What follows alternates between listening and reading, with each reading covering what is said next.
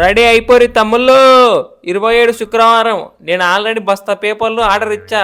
థియేటర్లో రచ్చ రచ్చ. దేవర దేవర దెబ్బతో రికార్డులని తగలబడిపోవాలి. అబ్బా గిది గీ ఊపు కావాలి జక్కన్న మాకు. అసలే ట్రైలర్ ఇడిచినాక ఈ లొటోపీస్ కట్టేయాలంతా ట్రైలర్లో అది బాగాలేదు ఇది బాగాలేదు, గన్ షాట్ లేదు బొన్ షాట్ లేదు అంటారు.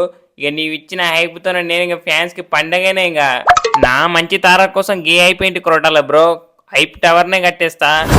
జక్కన్న గీ పొగడుతులతో సంపకేనన్ని. హైప్ టవర్ అని చెప్పి బాహుబలి నీటి కొండ ఎక్కిస్తావా ఏంది? కాదు తారక్, నీటి కొండ కాదు, అంతకు మించి నీలాంటి మంచి హీరో టాలీవుడ్ దొరికినందుకు గర్వపడాలి అందరూ. ఇక మొన్న క్యాన్సర్ పిల్లగాడు చివరిసారిగా దేవర సినిమా చూడాలి, ఎన్టీఆర్ అన్నతో మాట్లాడాలంటే ఇమీడియట్గా రియాక్ట్ అయిన చూడు. గది గది నీ మంచితనం తారక్.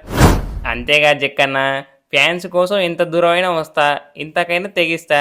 ఫ్యాన్స్ లేకపోతే మనం లేం కాదు జక్కన్న. మళ్ళీ ఆర్ట్ టచ్ చేసావు తారక్. తారక్, ఈరోజు నుంచి నేను నీ ఫ్యాన్ అయిపోయా.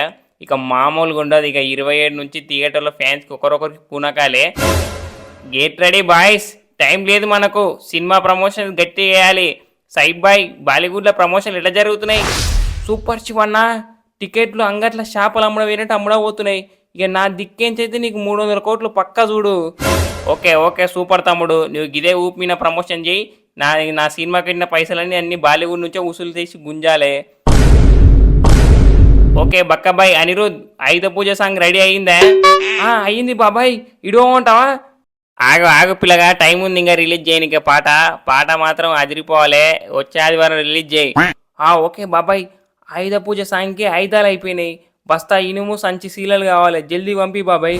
పంపుతా పిల్లగా. ఫోన్పేల పైసలు లిమిట్ అయిపోయినాయి. ఇంకా ఈ నెల అయిపోయినాక పంపిస్తా, 27 తారీఖు అయిపోయినాక. శివన్న, గా ప్రీ రిలీజ్ ఈవెంట్ తొందరగా పెట్టే. సినిమాకి ఇంకెంత హైప్ తెప్పిస్తాం. సెట్ చేసిన తారక్ ప్రీ రిలీజ్ ఈవెంట్ ఈ నెల 22 ఓకే చేసిన. ఫ్యాన్స్ రెడీ అమ్మా, థియేటర్ తగ్గలాడిపోవాలి. ఓకేనా?